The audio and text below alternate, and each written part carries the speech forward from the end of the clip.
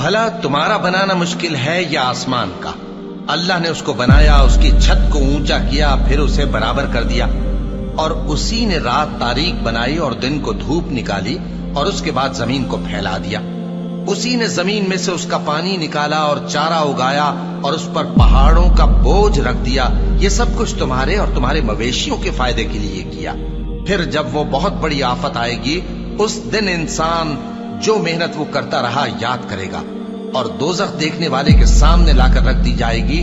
اب جس نے سرکشی کی اور دنیا کی زندگی کو مقدم رکھا تو اس کا ٹھکانہ دوزخ ہی ہے۔ اور جو اپنے پروردگار کے سامنے کھڑے ہونے سے ڈرتا اور نفس کو بیجا خواہشوں سے روکتا رہا تو اس کا ٹھکانہ بہشت ہی ہے۔ اے پیغمبر صلی اللہ علیہ وآلہ وسلم، لوگ تم سے قیامت کے بارے میں پوچھتے ہیں کہ اس کی آمد کب ہے، سو تم اس کے ذکر کی طرف سے کس فکر میں ہو؟ اس کا منتہا یعنی واقع ہونے کا وقت تمہارے پروردگار ہی کو معلوم ہے۔ جو شخص اس سے ڈر رکھتا ہے تم تو اسی کو ڈر سنانے والے ہو۔